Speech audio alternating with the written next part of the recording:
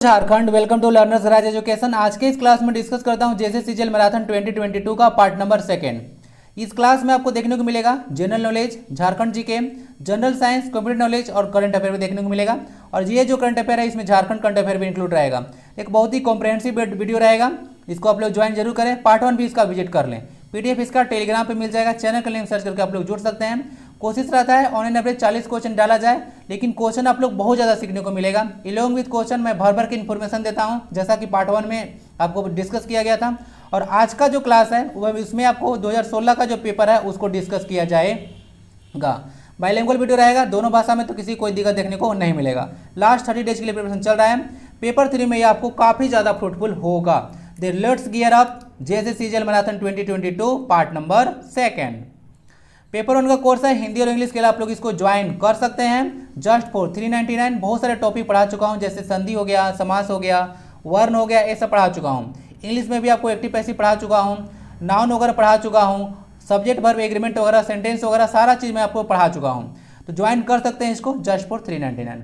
Question number first देखते हैं, match the following. कुछ यहाँ पे इंडियन स्टेट्स हैं और वो जो है से आपको किस चीज़ में लीडिंग प्रोड्यूसर है, यानी कि अव्वल जो है से वहाँ पे उत्पादन होता है कोई चीज़ का, वो आपको बताना है। तो देख लीजिए 4-5 ऑप्शन आपको यहाँ पे देखने को मिलेगा और 5 ऑप्शन इसको इधर है। तो पढ़ लीजिए, लीडिंग प्रोड्यूसर ऑफ कॉटन यानी कपास कौन है, लीडिंग प्रोड्यूसर ऑफ कॉफी कौन है, लीडिंग प्रोड्यूसर ऑफ टी यानी कि चाय कौन है, लीडिंग प्रोड्यूसर ऑफ फिश कौन है और लीडिंग प्रोड्यूसर ऑफ राइस कौन है। ऑप्शन है आपके महाराष्ट्र, कर्नाटक, आसाम, आंध्र प्रदेश एंड वेस्ट बंगाल। क्या होना चाहिए, आइए इसको मैच करते हैं। Leading producer of cotton, cotton का जो है लीडिंग प्रोड्यूसर आपको महाराष्ट्र ही देखने को मिलेगा। क्यों? क्योंकि महाराष्ट्र और गुजरात वाले साइड में जो है आपको देखने को मिलेगा ब्लैक सॉइल बहुत ज़्यादा है, और ब्लैक सॉइल जो होता है सबसे ज़्यादा जो है उपयुक्त होता है कपास के लिए, कॉटन। ठीक है, इसके बारे में आइडिया रखिएगा। दूसरा है leading producer of coffee. Coffee जो है आपको देखने को मिलेगा कर्नाटक रीजन में होता है, यानी कि सबसे ज़्यादा कॉफी जो है इंडिया में कर्नाटक में होता है। कुर्ग वाला रीजन जो है कॉफी के लिए फेमस होगा, आपको आइडिया होगा। नेक्स्ट चाय है, टी। तो टी के लिए आसाम फेमस है। क्या है? आसाम फेमस है। लीडिंग प्रोड्यूसर आपको देखने को मिलता है आसाम में चाय का। फिश के लिए, मछली के लिए सबसे ज़्यादा उत्पादन आपको आंध्र प्रदेश में देखने को मिलेगा, यानी कि डी हो गया। और फिफ्थ का क्या हो गया? Leading producer of rice, West Bengal हो गया। तो राइस का, चावल का सबसे जो ज़्यादा प्रोडक्शन होता है वह होता है वेस्ट बंगाल में ही। समझ चुके हैं? तो इस तरह से देखिएगा, यानी कि सारा का सारा जो है ऑर्डर वाइज ही लिखा हुआ था, मैच था। तो इस तरह से ए का 1, बी का 2, सी का 3 और डी का 4 और ई का 5 चला जाएगा। ऑप्शन नंबर डी इसका करेक्ट आंसर होगा। ओके, तो देख लीजिएगा, एक पॉइंट यहाँ से क्लियर करना चाहता हूँ, आप लोग का फीस वगैरह देख लीजिएगा। अगर पूछे आपसे कि फिश का ओवरऑल प्रोडक्शन में नंबर 1 कौन है, तो ऑब्वियसली यहाँ पे आंसर आंध्र प्रदेश हो गया। अगर आपसे एग्जाम में पूछ दे कि मैरिन फिश यानी कि जो समुद्री मछली है उसका उत्पादन में अव्वल दर्जे पर कौन है, अव्वल नंबर पे कौन है, तो वह जो है आपका गुजरात देखने को मिलेगा।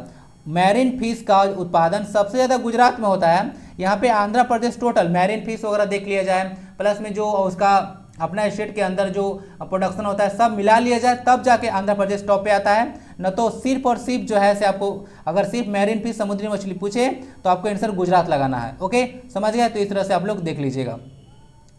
बाकी फिश का जो है इंडिया जो है लीडिंग प्रोड्यूसर नहीं है।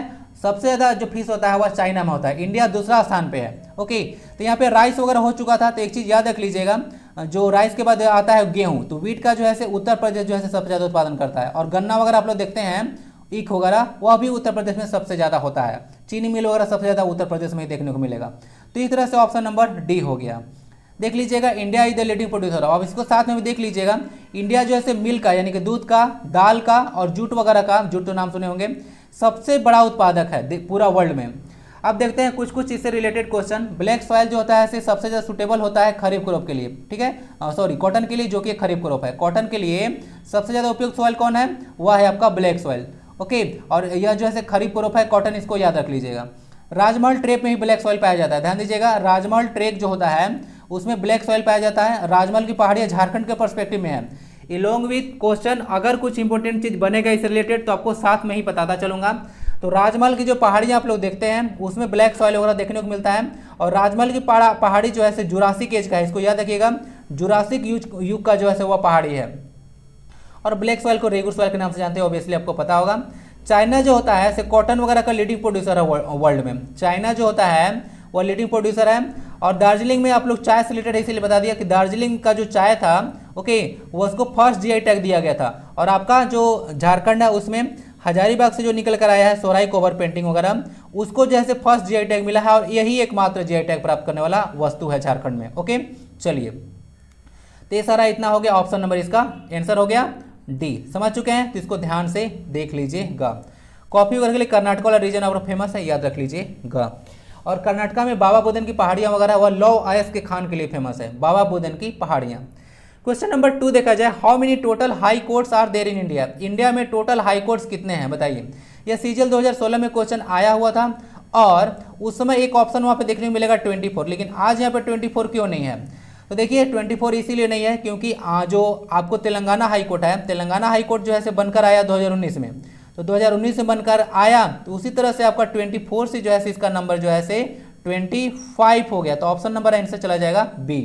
तो टोटल हाई कोर्ट्स इंडिया में 25 है, इसको याद रखिएगा। ओके, तो हो चुका है 25 कैसे हो गया, पहले 24 था, 2016 में लोग 24 लगाए थे, लेकिन तो आप 2022 में एग्जाम दीजिएगा तो यहाँ पे 25 लगाना है। ओके, 24 लगा के मत आइएगा, क्योंकि तेलंगाना हाई कोर्ट जो है 2019 में बना। तेलंगाना आपको लेटेस्ट देखने को मिलता है आपको स्टेट इंडिया में, जिसको कि 2 जून 2014 को बनाया गया था। उसमें 2014 में 10 डिस्ट्रिक्ट उसमें देखने को मिलते हैं। इसका कैपिटल आपको हैदराबाद देखने को मिलेगा, और जो आंध्र प्रदेश बना था, आंध्र प्रदेश जो था उसका जो न्यू कैपिटल है वो अमरावती हो गया। ओके, तो इस तरह से आप लोग आइडिया रख सकते हैं। देख लीजिएगा, Telangana high court was formed in 2029, यानी कि 2029 में जो है 2019 में जो है इसको फॉर्म किया गया था। अब देखिए कुछ देख लीजिएगा हाई कोर्ट के बारे में। The power and function of high courts comes under article 214 to 231। जो हाई कोर्ट वगैरह का पावर और फंक्शन होता है वो आपको देखने को मिलेगा 214 के तहत आता है। High courts can issue Ritz under article 226। ध्यान दीजिएगा, 5 तरह का टोटल रिट वगैरह होता है, आपको आइडिया होगा। आर्टिकल 32 के तहत जो है रिट जारी किया जाता है। ओके, सुप्रीम कोर्ट जारी करता है आपको अधिकारों की रक्षा करने के लिए। संविधान जो आपको निर्माता हैं जो भीमराव अम्बेडकर जी, वो क्या बोले हैं आर्टिकल 32 को, हृदय और आत्मा बोले हैं, जिसके तहत अगर फंडामेंटल राइट का जो है हनन होता है तो सीधे सीधे आप सुप्रीम कोर्ट में चल सकते हैं। फंडामेंटल राइट का यह पार्ट बनता है। आर्टिकल 12 से 35 तक पार्ट 3 में आपको फंडामेंटल राइट देखने को मिलता है। तो वहाँ से जो आर्टिकल 226 है वह जो है रिट जारी करने का अधिकार आपको हाईकोर्ट के पास भी होता है, इसको आइडिया रखिएगा। हाईकोर्ट के पास भी रिट जारी कर सकता है। टोटल 5 तरह का रिट वगैरह आप लोग पढ़े होंगे। Current chief justice of Jharkhand देख लीजिएगा, जो चीफ जस्टिस है झारखंड हाई कोर्ट के, ओके, वो है डॉक्टर रवि रंजन, याद रख लीजिएगा। और जो फर्स्ट जो चीफ जस्टिस थे, करेंट नहीं होगा, फर्स्ट होगा, जो फर्स्ट चीफ जस्टिस झारखंड के थे वो विनोद कुमार गुप्ता थे। पीडीएफ पे सही करके दे दूंगा। ओके, जो फर्स्ट चीफ जस्टिस झारखंड के थे वो विनोद कुमार गुप्ता जी थे। तो ये सब चीज़ कुछ याद रख लीजिएगा। बाकी एक आर्टिकल यहाँ पे मेंशन कर देता हूँ, जो जजेज होते हैं आपको हाई कोर्ट के, ठीक है, और एडिशनल जज होते हैं, उनका अपॉइंटमेंट जो होता है प्रेसिडेंट ऑफ इंडिया के द्वारा, जो आर्टिकल 217 के तहत किया जाता है। मेंशन देख लीजिए, आर्टिकल 214 से 231 तक आपका जो है पावर एंड फंक्शन है हाई कोर्ट का। ओके, तो आर्टिकल 217 में जो है जो जज होते हैं उनको अपॉइंट किया जाता है प्रेसिडेंट ऑफ इंडिया के द्वारा। ओके, तो आई होप कि ये चीज़ समझ में आ चुका होगा। तो टोटल हाई कोर्ट जो है आपका 25 देखने को मिलेगा। चलते हैं क्वेश्चन नंबर 3 पे। Where is the capital of Poland. अब पोलैंड का देखिए ये सब छोटे छोटे क्वेश्चन ना पूछ रहे हैं, तो जब भी आप लोग प्रिपरेशन करेंगे थोड़ा सा ध्यान रखिएगा। बुक एंड ऑथर वगैरह, कैपिटल, करेंसी वगैरह ये सब पूछते हैं आपसे। ओके, और उसके बाद भी आपको जैसे जैसे आप लोग चलिएगा तो आपको आइडिया मिलते जाएगा। Where is the capital of Poland. Poland का कैपिटल आपको कहाँ पे है? म्यूनिक में, वार्सा में, लिस्बन में, या फिर पोर्ट मोर्सबी में। तो जो पोलैंड का कैपिटल है वो आपको वार्सा देखने को मिलेगा। पोलैंड का कैपिटल कहाँ है? तो वार्सा में देखने को मिलेगा। बाकी देख लीजिएगा, म्यूनिक ऐसे किसी कैपिटल नहीं है, एक जर्मनी में सिटी देखने को मिलेगा। ओके, उसके बाद वार्सा जो है कैपिटल था पोलैंड का। लिस्बन जो है पुर्तगाल कैपिटल है, जहाँ से क्रिस्टियानो रोनाल्डो जी हैं। और पोर्ट मोर्सबी जो है पापुआ न्यू गिनी जो है उसका जो है कैपिटल है पोर्ट मोर्सबी। ओके, तो सारा ऑप्शन को देख लीजिएगा, आंसर हो गया बी। मूव करते हैं क्वेश्चन नंबर नेक्स्ट पे। Who has written the book the girl on the train और रोमांटिक स्टोरी। एक बुक का नाम है, बुक है जिसका नाम है the girl on the train. तो इस बुक का राइटर कौन है? क्रिस्टन हना, पाउला हॉकिंस, या फिर हार्पर ली, या फिर जेनिफर निवेन, कौन है? तो देखिए the girls on the train जो एक बुक लिखा गया है वह पाउला हॉकिंस के द्वारा लिखा गया है। पाउला हॉकिंस के द्वारा यह लिखा हुआ बुक है। ये सारा देखिए एग्जाम में आया हुआ है। अब ऐसा जो है इसीलिए आता है क्योंकि देखिएगा करंट अफेयर में न्यूज में था। ओके, तो करंट अफेयर को आपको पकड़ के ही चलना है। पास्ट में जो क्वेश्चन को एनालाइज कर रहा था तो करंट अफेयर का अपना बहुत बड़ा उसमें जो है योगदान रहेगा आपका। क्वेश्चन बनाने में, ठीक है। तो क्वेश्चन बनाया जाता है, उसमें करंट अफेयर आपको काफ़ी ज़्यादा देखने को मिलता है, उससे बेस्ट क्वेश्चन तैयार किया जाता है। पाउला हॉकिंस हो गया है इस बुक के राइटर, इसको याद रखिएगा, 2016 का क्वेश्चन है। उसके बाद देख लीजिएगा जो क्रिस्टीना हेना है वह कुछ कुछ बुक लिखे हैं, the nightingale, the four winds, the great alone, ये सब बुक इनके द्वारा लिखा गया है। जो जेनिफर निवेन है इनके द्वारा लिखा हुआ है होल्डिंग ऑफ द यूनिवर्स, कुछ बुक लिखा गया है। और जो हार्पर ली है इनके द्वारा लिखा गया है book to kill a mockingbird, mock मतलब मजाक करना होता है ना, to kill a mockingbird. Answer हो गया बी, देख लीजिएगा, the girl on the train, Paula Hawkins. San Jose is the capital of, देखने को मिल रहा है आगे पीछे थोड़ा बहुत, ओके, लेकिन सारा क्वेश्चन जो है कहीं पे मेंशन नहीं है, लेकिन सारा क्वेश्चन 2016 का ही है। सैन जोस जो है से किसका आपको कैपिटल देखने को मिलेगा, रोमानिया का, साइप्रस का, सेनेगल या फिर कोस्टा रिका का। तो देखिए जो सैन जोस देखने को मिलेगा ये कैपिटल आपको कोस्टा रिका का देखने को मिलेगा, कोस्टा रिका का जो है कैपिटल सैन जोस देखने को मिलेगा। बाकी यहाँ पे देख लीजिएगा रोमानिया कैपिटल आपको देखने को मिलेगा बुचारेस्ट, उसके बाद जो साइप्रस है उसको निकोसिया देखने को मिलेगा, उसका सेनेगल का आपको डकार देखने को मिलेगा, ये सारा है। बाकी जो बोस्निया एंड दो हार्जेगोनिया देखने को मिल रहा है, ये भी जो है सीजीएल में आया हुआ है, उसी ईयर जो है आपको ये भी पूछा गया था कि इसका जो है राजधानी कहाँ है। तो बोस्निया एंड जो हार्जेगोनिया है इसका जो है कैपिटल देखने को मिलेगा जो सारे जेवा जो है, ठीक है ना, सारा जेवा जो है इसका कैपिटल है। देख लीजिएगा नाम थोड़ा सा टेढ़ा है लेकिन आपको ध्यान रखना है क्योंकि पूछा गया क्वेश्चन। आंसर क्या हो गया, आंसर हो गया आपका कोस्टा रिका, सैन जोस जो है कोस्टा रिका का कैपिटल है, 2016 का क्वेश्चन है, देख लीजिएगा सारा। चलते हैं नेक्स्ट क्वेश्चन की ओर। Which is the language which is sometimes written with the amended edition of Arabic script, बोला जा रहा है कि इनमें से कौन सा एक ऐसा लैंग्वेज है जिसको जो है से आप लोग देखिएगा अरबी भाषा के संशोधित संस्करण में लिखा जाता है, सिंधी, गुजराती, मराठी या फिर तमिल, कौन सा देखने को मिलेगा।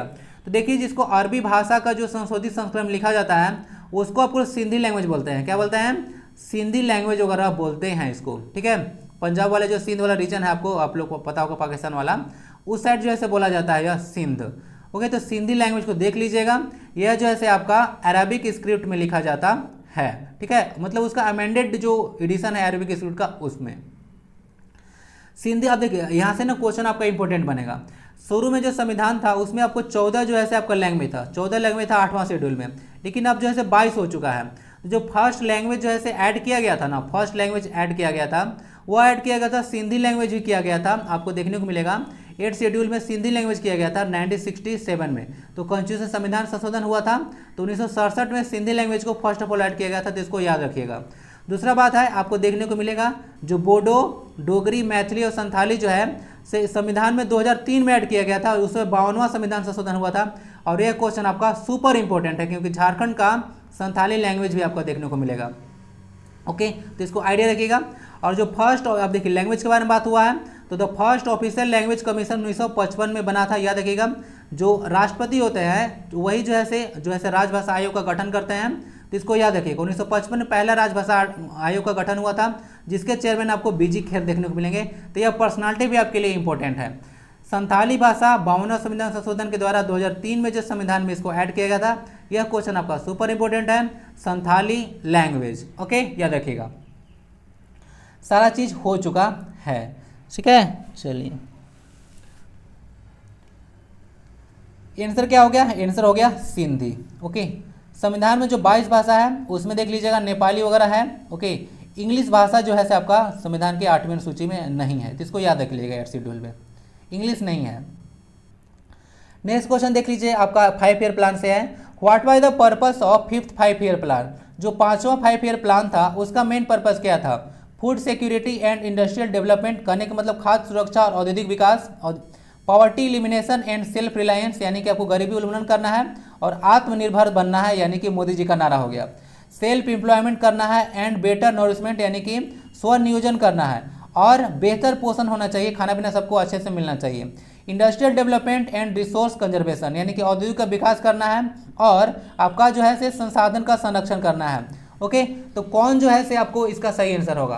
देखिए जो 5वीं पंचवर्षीय योजना था उसमें पॉवर्टी इलिमिनेशन इसका मेन पर्पस था, क्या था, गरीबी जो था जो है उसको हटाने के लिए जो था से इसको रखा गया था, ठीक है, पर्पस 5वीं पंचवर्षीय योजना। बाकी फर्स्ट जो पंचवर्षीय योजना था उसमें पर्पस था आपका एग्रीकल्चर को बढ़ावा देना, क्योंकि आपको पता होगा जिस समय भारत आज़ाद हुआ था उस समय जो है से फूड वगैरह का बहुत कमी था यहाँ पे। ओके, नेहरू जी का मतलब सॉरी जो लाल बहादुर शास्त्री जी थे उनके बारे में आपको आइडिया भी होगा कि भूख हड़ताल के लिए कैसे कैसे कुछ किए थे, तो आइडिया होगा। तो फर्स्ट में एग्रीकल्चर था 5 ईयर प्लान में। सेकेंड जो 5 ईयर प्लान था वो जो था से आपका इंडस्ट्री पर फोकस किया गया था, यानी कि उद्योग पर विकास किया गया था। फर्स्ट एग्रीकल्चर, सेकेंड पे इंडस्ट्री पे किया गया था। एग्रीकल्चर आपका स्टेट लिस्ट में देखने को मिलेगा एक सब्जेक्ट, ठीक है, 7 शेड्यूल में। चलिए, तो आंसर हो गया पॉवर्टी एलिमिनेशन और सेल्फ रिलायंस, तो यही इसका मेन पर्पस था। और आप लोग का तो सस्टेनेबल डेवलपमेंट गोल भी है आपका, सस्टेनेबल डेवलपमेंट गोल भी है आपका जो है से 2030 तक। और पहला जो इसका गोल वही है नो पॉवर्टी, क्या होना चाहिए, no poverty, zero hunger, good health, quality education, gender equality, यही सब जो है आपको जो है कुछ कुछ ऐसे गोल है। टोटल 17 गोल 2030 तक आपको अचीव करना है। देखते हैं कितना आप लोग अचीव कर रहे हैं। तो पॉवर्टी एलिमिनेशन जो था तो वही 5th 5 ईयर प्लान का जो है मेन पर्पस था। समझ चुके हैं। अब देख लीजिएगा जो टेन्यूर था, टाइम पीरियड था 5th 5 ईयर प्लान का, वह था आपको 1974 से लेकर 1978 तक। डीपी धर ड्राफ्टेड दिस प्लान। अब ये प्लान बहुत ज़्यादा इंपॉर्टेंट है, तो देखिएगा कि प्लान को जो है से कौन ड्राफ्ट किए थे, ठीक है, इसका प्रारूप तैयार किसने किया था। जिस समय संविधान जो थे उसका प्रारूप किसने तैयार किया था, ड्राफ्टिंग कमेटी के चेयरमैन वगैरह आप लोग आइडिया होगा कौन थे, तो वो थे आपके भीमराव अम्बेडकर जी। दूसरी तरह से डीपी धर जो है से इस प्लान को ड्राफ्ट किए थे। कौन सा प्लान, 5 ईयर प्लान को नहीं, 5th 5 ईयर प्लान को यह ड्राफ्ट किए थे। और उस समय गरीबी हटाओ का नारा दिया गया था। ये क्वेश्चन बहुत ज़्यादा इंपॉर्टेंट है। गरीबी हटाओ का नारा दिया गया था इंदिरा गांधी जी के द्वारा, तो ये 5th 5 ईयर प्लान में ही आता है, इसको आइडिया रखिएगा। The provision of 5 year plan was taken from USSR. अब एक इंपॉर्टेंट क्वेश्चन यहाँ से ही बनता है कि जो पंचवर्षीय योजना का आप लोग देखते हैं, जो संविधान में आपका प्रोविजन है वह किस देश से लिया गया है, तो वह यूएसएसआर यानी कि आप लोग को देखने को मिलेगा रसिया के संविधान से लिया गया है, ठीक है, जहाँ से आप लोग फंडामेंटल ड्यूटीज वगैरह भी लिए हैं, ठीक है। कंकरेंट लिस्ट वगैरह आप लोग लिए हैं आपका कहाँ से, आयरलैंड से, सॉरी कंकरेंट लिस्ट आप लोग लिए हैं ऑस्ट्रेलिया से, कंकरेंट लिस्ट ऑस्ट्रेलिया से लिए हैं, थोड़ा बहुत आगे पीछे हो जाता है। कंकरेंट लिस्ट लिए हैं ऑस्ट्रेलिया से, जो आयरलैंड आ रहा था वहाँ से आप लोग डीपीएसपी लिए हैं आयरलैंड से, ठीक है, राज्य के नीति निर्देशों के तत्व, ठीक है, डीपीएसपी। जो 12 5 ईयर प्लान था, 12 और द लास्ट 5 ईयर प्लान, उसका टाइम पीरियड देख लीजिएगा 12-17, यही अंतिम था। उसके बाद 5 ईयर को नीति आयोग जो है इसको रिप्लेस कर लिया था 1 जनवरी 2015 से। जो अब देखिए नीति आयोग के लिए याद रख लीजिएगा, जो इसका फर्स्ट सीईओ थे, chief executive officer NITI Aayog के, उनका नाम था सिद्धू श्री सुल्लर, तो इनके बारे में याद रखिएगा। और जो फर्स्ट वाइस चेयरमैन रहे थे नीति आयोग के, उनका नाम था अरविंद पनगड़िया। ये क्वेश्चन पास में बहुत बार रिपीट किया गया है, बहुत बार पूछा गया है। ओके, चलिए। और नीति आयोग जो है एक कॉन्स्टिट्यूशनल बॉडी नहीं है ना, किस तरह का बॉडी है बताइए जरा। नीति आयोग जो है से किस तरह का बॉडी है, मैं पहले पढ़ा चुका हूं, देखते हैं कौन कौन बताता है। ओके, और इसके नीति आयोग के चेयरमैन हमेशा से प्राइम मिनिस्टर ऑफ इंडिया रहते हैं। ओके, तो समझ गए, आपका आंसर हो गया बी। चलते हैं क्वेश्चन नंबर 8 पे। Who is related to the theory of the theory of evolution. बोला जा रहा है कि जो थ्योरी ऑफ इवोल्यूशन है उसे जो है से कौन रिलेटेड है, Charles Darwin, James Watt, Gregor John Mendel या फिर रॉबर्ट कोच, कौन है। तो देखिए जो थ्योरी ऑफ इवोल्यूशन से है, ठीक है, जो उद्भव होता है उसके विकास से रिलेटेड है, वो पर्सन आपको चार्ल्स डार्विन देखने को मिलेंगे, ठीक है। चार्ल्स डार्विन को फादर ऑफ इवोल्यूशन के नाम से भी जानते हैं, फादर ऑफ इवोल्यूशन के नाम से चार्ल्स डार्विन को जाना जाता है। इनके बारे में आप लोग आइडिया रखिएगा। इनका एक बुक भी है ना, याद रखिएगा, इनका बुक भी है, लिखा हूँ कि नहीं आगे स्लाइड में देख लेता हूँ, अगर होगा तो सही है। द ओरिजिन ऑफ स्पेसीज, याद रखिएगा, द ओरिजिन ऑफ स्पेसीज जो है से इनके द्वारा एक फेमस बुक है। जो ग्रेगर जॉन मेंडल है, एक बहुत ही इंपॉर्टेंट पर्सन देखने को मिलते हैं, ग्रेगर जॉन मेंडल, इनको आप लोग बोलते हैं father of genetics, father of genetics के नाम से इनको जाना जाता है। ये जो अपने एक्सपेरिमेंट था इनका एक्सपेरिमेंट वह जो है मटर पर था, क्या था, मटर के पौधों पर था, यानी कि पी प्लांट पर था। इसके बारे में आप लोग आइडिया रख सकते हैं। चार्ल्स डार्विन को थ्योरी ऑफ इवोल्यूशन के लिए जाना जाता है। द ओरिजिन ऑफ स्पीसीज इनका एक बहुत ही फेमस बुक है। Gregor John Mendel is known as the father of genetics and he did his experiment using pea plant, तो इसको याद रख लीजिएगा।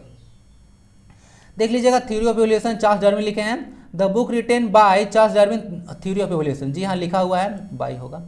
जो चार्ल्स डार्विन बुक लिखे हैं वह थ्योरी ऑफ इवोल्यूशन लिखे हैं, और father of genetics Gregor John Mendel थे, और ये अपना पी प्लांट का यूज किए थे एक्सपेरिमेंट के लिए। ओके, तो इसके बारे में आइडिया जरूर रखें। नंबर 9 देखा जाए, अब यह एक जनरल साइंस का क्वेश्चन है। तो बहुत सारा तो जनरल साइंस का मैं भी आपको वीडियो प्रोवाइड करा चुका हूँ, प्लेलिस्ट में विजिट कर लीजिएगा, मिल जाएगा। देख सकते हैं जो जेएसएस सीजीएल है आपको किस लेवल का क्वेश्चन पूछती है। CH4 के साथ Cl2 रिएक्शन किया तो CH3Cl बना और उसके बाद HCl ऐसे बाहर हो गया। तो ऐसे किस तरह का रिएक्शन है? Addition reaction, substitution reaction, double displacement reaction या फिर रिडॉक्स रिएक्शन, क्या है यह? देखिए यहाँ पे CH4 देखने को मिल रहा है आपको, क्या देखने को मिल रहा है? CH4, उसके साथ क्लोरीन गैस है। यहाँ पे क्लोरीन गैसेस जो डायटोमिक मोलिकुल्स होता है, तो इसका एक एटम जो है CH4 में गया, उसको CH3 बना दिया और एक चीज़ को यहाँ से हटा दिया, यानी कि प्रतिस्थापित कर दिया। तो यहाँ से इसका सब्स्टिट्यूशन रिएक्शन हो जाएगा। इसके बारे में याद रखिएगा। और ये जो रिएक्शन होता है, यह सनलाइट यानी कि अल्ट्रावायलेट रेज के प्रेजेंस में होता है। यहाँ पे लिखा हुआ नहीं है, लेकिन अल्ट्रावायलेट रेज के प्रेजेंस में ही होता है, इसको याद रखिएगा। तो ये एक सब्स्टिट्यूशन रिएक्शन का एग्जांपल है। CH4 देखिएगा, इसको आप लोग मीथेन गैस के नाम से जानते हैं, इसको ठीक है मार्स गैस के नाम से जानते हैं। बायोगैस बोल दीजिए, उसका मेन कंपोनेंट है आपका। नेचुरल गैस है, उसका मेन कंपोनेंट यही है। धान वगैरह का जो पैडी का फील्ड होता है, उससे भी जो है आपको जैसे मीथेन गैस जैसे जनरेट होता है। ये सब कुछ चीज़ याद रख लीजिएगा। ओके, चलिए बाकी यहाँ पे रिएक्शन अगर देखिएगा तो थोड़ा सा यहाँ पे डिस्कस करना चाहता हूँ। जैसे यहाँ पे CH4 था, क्या था यहाँ पे आप लोगों ने CH4 देखा, उसके बाद क्लोरीन गैस था। तो यहाँ पे करता क्या है कि अब देखिएगा यहाँ पे CH3 बन जाता है। पहले तो आपको पता होगा CH3 प्लस जो है HCl बन जाता है। और इसका रिएक्शन यहीं पे रुकता नहीं है। जो क्लोरीन गैस के साथ अगेन अगर इसका रिएक्शन किया जाता है तो इसका क्लोरीन गैस जो है रुकता नहीं है, ये जो है अगेन जो है रिएक्शन करता है इसके साथ, और इसके साथ आपको बनाता है CH2Cl2 बनाता है, और उसका पुनः जो है एक जो HCl को बाहर कर देता है। उसके बाद ये भी CH2 यहाँ पे रुकता नहीं है। CH2 अगर Cl2 देखिएगा तो ये जो है आपका पुनः जो है Cl2 के साथ रिएक्शन करेगा और पुनः जो है CHCl3 बन जाता है। उसके बाद जो है अगर देखिएगा जो CHCl3 है अगेन क्लोरीन के साथ रिएक्शन करेगा और आपका CCl4 बन जाएगा, और उसके बाद यहाँ पे HCl बाहर हो जाएगा। तो इस तरह से यहाँ भी HCl बाहर हो जाएगा। अब देखिए यहाँ पे जो CHCl3 दिखने को मिल रहा है, इसका नाम है क्लोरोफॉर्म। क्या नाम है? क्लोरोफॉर्म, जो कि एनेस्थेटिक ग्रुप में होता है। आप लोग को आइडिया होगा, क्लोरोफॉर्म वगैरह सुंघा के सबको बेहोश किया जाता है ना, तो वही क्लोरोफॉर्म है। और ये जो देखने को मिल रहा है कार्बन टेट्राक्लोराइड, इसका नाम है कार्बन टेट्राक्लोराइड, इसका नाम है। अब यह जो है फायर एक्सटिंग्विशन में यूज होता है। याद रखिएगा, जो आग बुझाने वाला गैस होता है उसमें जो है यूज होता है, फायर एक्सटिंग्विशन में यूज होता है।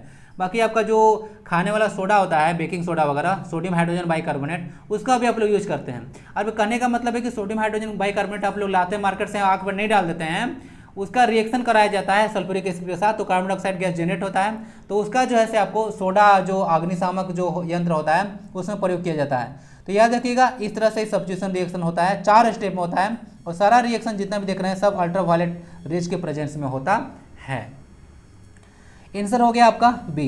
रेडॉक्स रिएक्शन वगैरह बहुत इंपॉर्टेंट है। ओके, आएगा तो डिस्कस कर दूंगा कभी। ओके, थोड़ा सा बताता हूँ। रेडॉक्स रिएक्शन जब ऑक्सीडेशन और रिडक्शन रिएक्शन दोनों साथ में होता है तब उसको रेडॉक्स रिएक्शन कहा जाता है। आंसर आपका बी हो गया। बाकी कुछ चीज़ याद रख लीजिएगा। जो रेस्पिरेशन देखते हैं, जो आप लोग सांस लेते हैं, वो वाला उसको रेस्पिरेशन नहीं है। रेस्पिरेशन यहाँ पे होता है जैसे ग्लूकोज वगैरह का ब्रेकडाउन होता है, C6H12O6। ओके, तो ग्लूकोज का ब्रेकडाउन होता है ऑक्सीजन के प्रेजेंस में। तो आपको जो है यह जो है कार्बन डाइऑक्साइड प्लस में H2O बनता है। बैलेंस कर लीजिएगा, सब जगह 6 लगा लीजिए यहाँ पे। ओके, 6H2O, और प्लस में आपको H2O निकलेगा। तो इसके साथ साथ एनर्जी भी निकलता है, एनर्जी। तो यही जो है आपका रेस्पिरेशन है। तो यहाँ पे एनर्जी रिलीज होता है, तो जिसमें एनर्जी अगर हीट और लाइट निकले तो उसको रेस्पिरेशन जो है एक्सोथर्मिक रिएक्शन कहा जाता है। तो याद रखिएगा, रेस्पिरेशन एक एक्सोथर्मिक रिएक्शन है। और जो नीचे रिएक्शन आपको देखने को मिल रहा है 2Ag Br लाइट के प्रेजेंस में रिएक्शन होगा, ठीक है। तो यह जो है 2Ag प्लस Br2 बन जाएगा। और इसका यूज आप लोग करते हैं ब्लैक एंड व्हाइट फोटोग्राफी में करते हैं। याद रखिएगा, ब्लैक एंड व्हाइट फोटोग्राफी में जो है इस रिएक्शन का प्रयोग किया जाता है। बाकी AgI मतलब सिल्वर आयोडाइड का यूज आप लोग करते हैं आर्टिफिशियल रेन में, ठीक है। तो आइडिया रखिएगा ये सब चीज़। चलते हैं क्वेश्चन नंबर नेक्स्ट पे।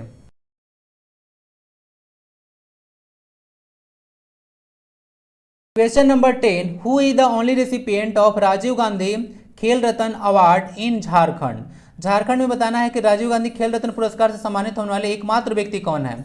जयपाल सिंह मुंडा जी जो कि हॉकी प्लेयर, दीपिका कुमारी आप लोग देखने को मिलता है आर्चरी का प्लेयर, जो कि एक निकी प्रधान जी हैं जो कि हॉकी के प्लेयर हैं, और एक महेंद्र सिंह धोनी जो कि क्रिकेट का प्लेयर हैं।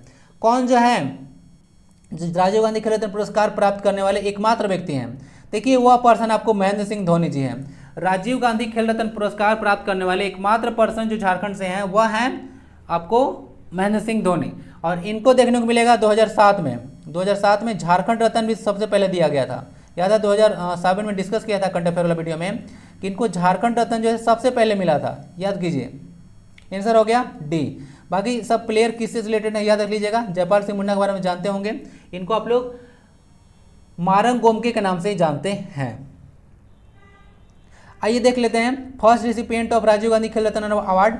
जो राजीव गांधी खेल रत्न अवार्ड से जो फर्स्ट रिसिपिएंट थे वो थे विश्वनाथन आनंद। अब ये चेस के प्लेयर है ना, चेस के प्लेयर हैं। उनको 1991 में जैसे दिया गया था, 1991 से दिया जा रहा है राजीव गांधी खेल रत्न अवार्ड। इसमें 25 लाख रुपया दिया जाता है। It was renamed Major Dhyan Chand Khel Ratna award इन 2021।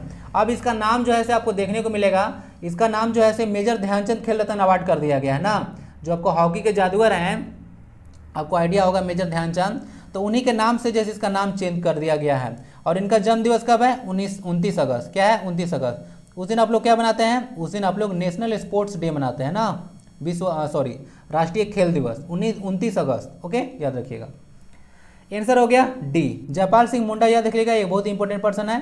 1928 में एम्स्टर्डम ओलंपिक में जो है से भारत का प्रतिनिधित्व किए थे, एज अ कैप्टन थे और गोल्ड मेडल जीते थे जयपाल सिंह मुंडा।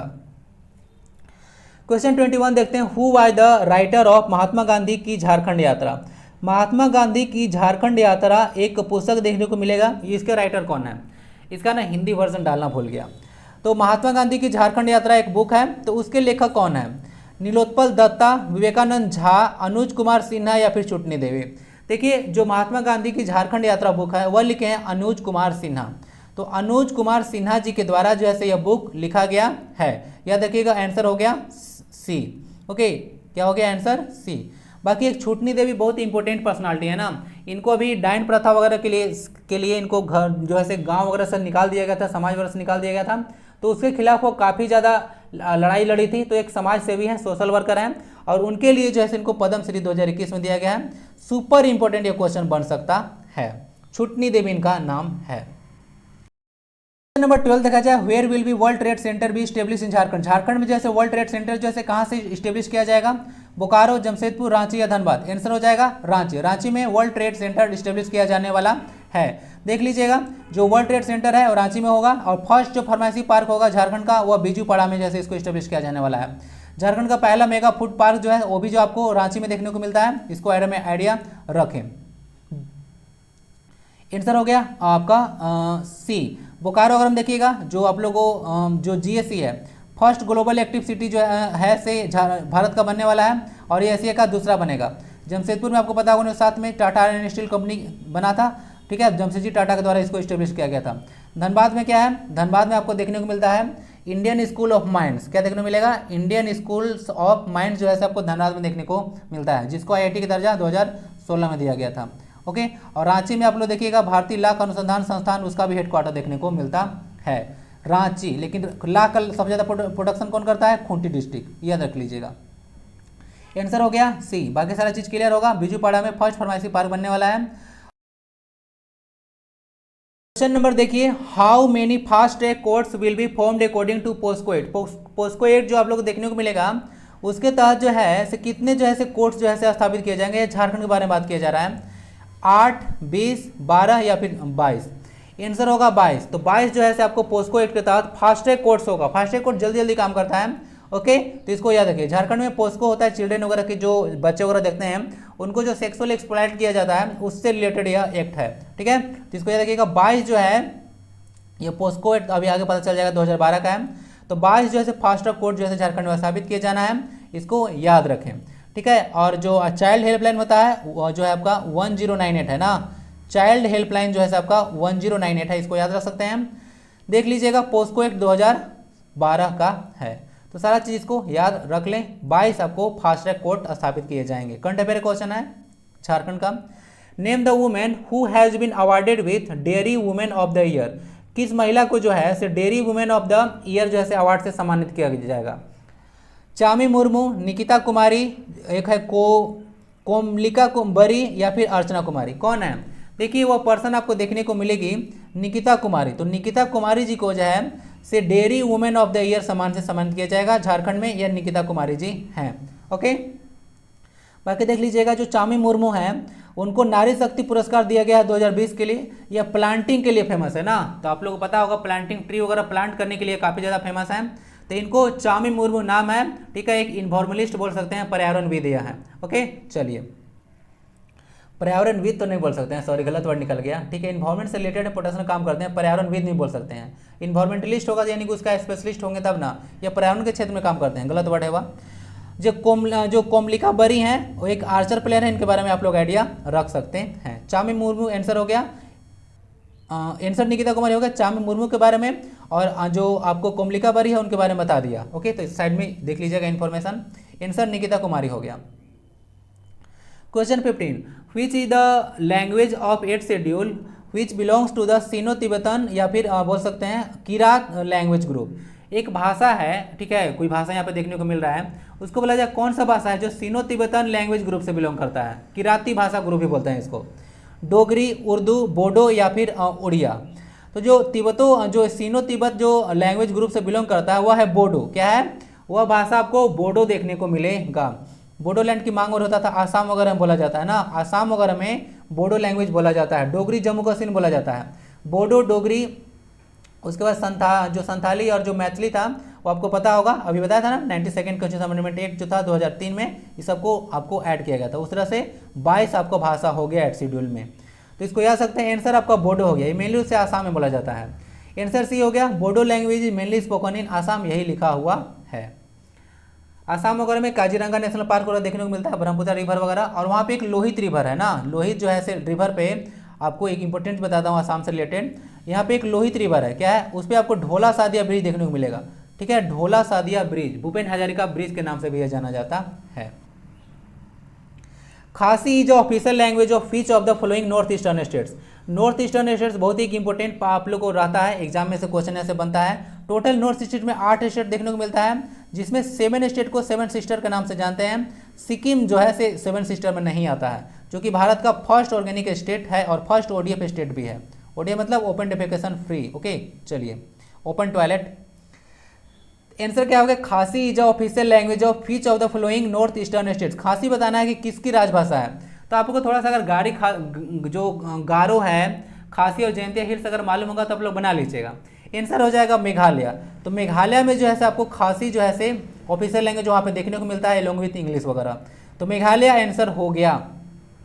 ओके, तो आइए देख लेते हैं कुछ इंपॉर्टेंट चीज़।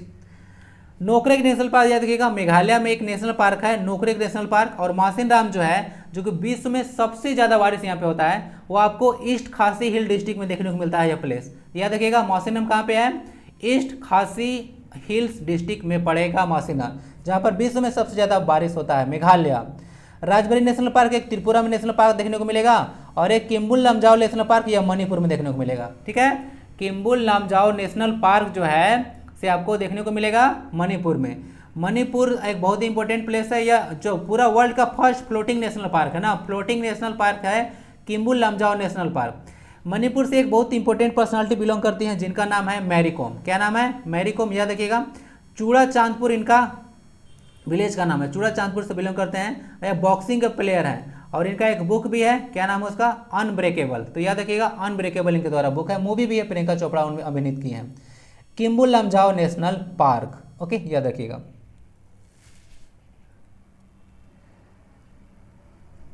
आंसर हो गया डी, मेघालय। मेघ प्लस आलय, Meghalaya. Who is the writer of the essential Gandhi? एक बुक है द इसेंशियल गांधी, उसके राइटर कौन है? रामचंद्र गुहा, महात्मा गांधी, जेल नेहरू या महादेव देसाई? देखिए, जो द इसेंशियल गांधी लिखे हैं, ये खुद जो है महात्मा गांधी के द्वारा ही लिखित बुक है। महात्मा गांधी इस बुक को खुद लिखे हैं, याद रखिएगा, द इसेंशियल गांधी।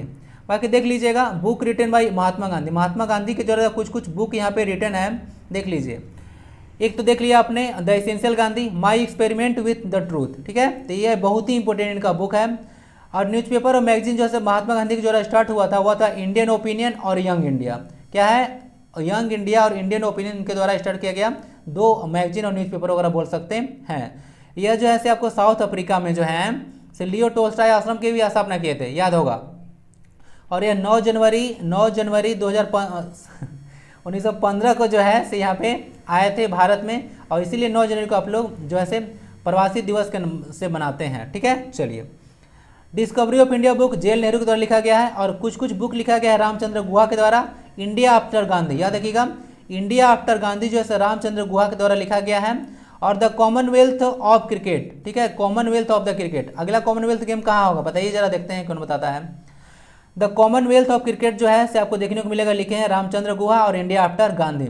जो महादेव देसाई वो बुक लिखे हैं आपको देखने को मिलेगा Gita according to Gandhi, Gita according to Gandhi और द स्टोरी ऑफ बारादोली। ठीक है, बारादोली में सत्याग्रह हुआ था 1928 में, याद होगा आपको, सरदार वल्लभ पटेल से रिलेटेड है।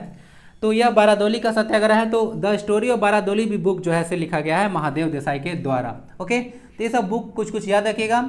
आपसे पूछा गया है पास्ट में सारा क्वेश्चन, तो सारे ऑप्शंस को भी यहाँ पे क्लियर कर दिया गया। आंसर हो गया आपका बी, महात्मा गांधी। ठीक है, चलिए।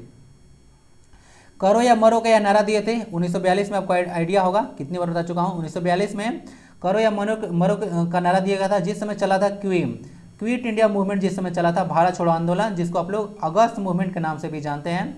8 अगस्त को यह शुरू हुआ था। इसमें गिरफ्तार करने के लिए लोगों को शुरू किया गया था ऑपरेशन 0 आवर अंग्रेजों के द्वारा, याद रखिएगा।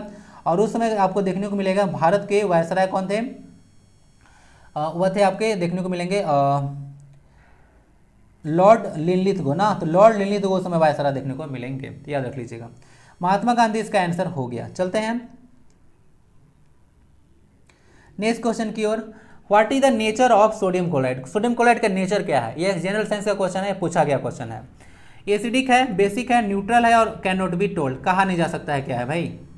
ठीक है, कांट बी टोल्ड, कहना, कांट बी टोल्ड कहा नहीं जा सकता ऑप्शन होना चाहिए ना, कहना गलत है, या कांट बी टोल्ड, थोड़ा सा ऑप्शन हिंदी में थोड़ा गड़बड़ है, इसको सही कर दूंगा, कहा नहीं जा सकता है। तो what is the nature of sodium chloride, sodium chloride आखिर है क्या, पहले तो बताइए सोडियम क्लोराइड आखिर बनता कैसे है, ये बताइए। सबसे पहले तो एक प्रोसेस होता है कि आप लोग जो सी वाटर होता है उसको आप लोग इवेपोरेट कर देते हैं। ठीक है, उसके बाद उसको प्यूरिफाई वगैरह कर देते हैं, तो आपको सोडियम क्लोराइड मिल जाता है। दूसरा एक प्रोसेस जो बनता है आपको, सोडियम हाइड्रोक्साइड है, NaOH है, जिसको आप लोग कास्टिक सोडा के नाम से जानते हैं, या कास्टिक, जी हाँ, और इसके साथ हाइड्रोक्लोरिक एसिड का रिएक्शन करवाते हैं, तो क्या बनता है, NaCl बनता है, प्लस में वाटर जैसे रिलीज होता है। तो आप लोग को याद होगा यह क्या है, बेस है और एसिड है। तो जब बेस प्लस एसिड मिलता है तो क्या बनता है, तो साल्ट प्लस वाटर बनता है, क्या बनता है, साल्ट प्लस वाटर। अब ये जो साल्ट है यही आप लोग खाने वाला नमक है। ठीक है, सोडियम क्लोराइड जो है यही आप लोग नॉर्मल साल्ट है खाते हैं, जिसमें आयोडीन नमक होता है, आयोडाइड बोलते हैं आप लोग। तो यह एक साल्ट है, यानी कि न्यूट्रल सॉल्यूशन है, क्या है, न्यूट्रल सॉल्यूशन है। तो इसका पीएच वैल्यू क्या होगा, कुछ नहीं होगा, उदासीन होगा। यह जो है इसका नेचर उदासीन है। तो एसिड जो होता है, जो NaOH है बेसिक नेचर का है, और एसिड एसिडिक नेचर का है, और एसिड और बेस मिला तो अपना दोनों का इफेक्ट को खत्म कर दिया, और जो है से न्यूट्रल हो गया, दोनों क्या हो गया, न्यूट्रल हो गया। जो आप लोग देखते हैं पीएच, ये जैसे पावर ऑफ हाइड्रोजन इसको बोल सकते हैं। ओके, पी मतलब होता है पोटेंज ना, पी मतलब पोटेंज एक जर्मन वर्ड है जिसका मतलब पावर होता है, इसको याद रख लीजिएगा। और जो पीएच स्केल है देख लीजिएगा, उसको जो आविष्कार किए थे वो किए थे ए सोरेनसन। कौन किए थे, ए सोरेनसन। मैं यहाँ डिस्कस क्यों कर रहा हूँ, होना चाहिए इस पे सारा लिखा हुआ, देख लीजिएगा। देखिए पीएच स्केल को ए सोरेनसन के द्वारा डेवलप किया गया था। एक्वा सॉल्यूशन ऑफ जो सोडियम क्लोराइड होता है उसको आप लोग ब्रीन कहते हैं ना, जो नमक पानी का घोल होता है उसको आप लोग ब्रीन के नाम से जानते हैं, आइडिया रख सकते हैं। आंसर हो गया आपका न्यूट्रल। जो न्यूट्रल सॉल्यूशन होता है उसका पीएच वैल्यू 7 होता है। आइए कुछ कुछ जो सब्सटेंसेस जो जिसका पीएच ज़्यादा इंपॉर्टेंट है डिस्कस कर देता हूँ। अभी आपने देखा है जो न्यूट्रल सॉल्यूशन है, यानी प्योर वाटर पूछेगा तो उसका पीएच मान 7 हो जाएगा, याद रख लीजिएगा। जो ह्यूमन ब्लड है उसका पीएच वैल्यू 7.4 हो जाएगा, ह्यूमन ब्लड का। आपका जो बॉडी है वह 7.0 यानी कि 7 से लेकर 7.8 पीएच रेंज के बीच कार्य करता है। जब किसी का दांत वगैरह टूटता है उस समय आपका मुंह का जो पीएच होता है 5.6 से कम हो जाता है। ओके, तो याद रख लीजिएगा। दूसरा पॉइंट बोला जा रहा है कि जब एसिड रेन होता है, जब ऑक्साइड ऑफ नाइट्रोजन और ऑक्साइड ऑफ कार्बन, जो कार्बन होता है मिलता है रेन में, तो उसके बाद जो होता है, जो उसमें पीएच होता है एसिड रेन का 5.5 हो जाता है। फ्रेश मिल्क होता है, ताज़ा दूध, उसका पीएच वैल्यू 6 होता है। जो अभी बताया, जो 7 तो बताई थी, यहाँ पे तो हो ही गया। जो आप लोग कुछ कुछ देखते हैं मिल्क ऑफ मैग्नीशिया, जिसको आप लोग MgOH का हॉल-2 बोलते हैं, MgOH का हॉल-2 milk of magnesia, magnesium hydroxide के नाम से जानते हैं। ये आपको एंटासिड जैसा आप लोग यूज करते हैं। इसका पीएच होता है आपको देखने को मिलेगा 10। और जो अभी NaOH बताया था सोडियम हाइड्रोक्साइड, ये सबसे स्ट्रॉन्ग बेस है, इसका पीएच वैल्यू आपको 14 देखने को मिलेगा। और जो HCl जो है हाइड्रोक्लोरिक एसिड, हाथ वगैरह को जला देगा, इसका पीएच वैल्यू लगभग 0 पॉइंट कुछ होता है, 1 या 0 के बराबर होता है। तो बहुत ही एक स्ट्रॉन्ग आपका एसिड देखने को मिलेगा। जो पेट में एसिड निकलता है उसका भी पीएच वैल्यू 1.2 होता है, जिसको आप लोग जठर रस के नाम से जानते हैं। तो इतना पीएच वैल्यू कुछ कुछ आप लोग याद रख लीजिएगा। नींबू का रस का होता है 2.2। ओके, चलिए आंसर हो गया सी। देख लीजिए सारा चीज। 19 देखा जाए, which of the following is not a correct relation for power. Power के लिए इनमें से कौन सा एक करेक्ट जो है रिलेशन नहीं है। याद होगा आपको मैं पढ़ाया था, दो चीज बताया था, P इज इक्वल टू भाई बताया था, P इज इक्वल टू भाई बताया था, और F इज इक्वल टू माँ बताया था, force is equal to mass into acceleration. तो ऐसा चीज कुछ बताया था। तो F जो है मामा चिल्लाते रहता है और P बोलता है मेरा भाई आजा।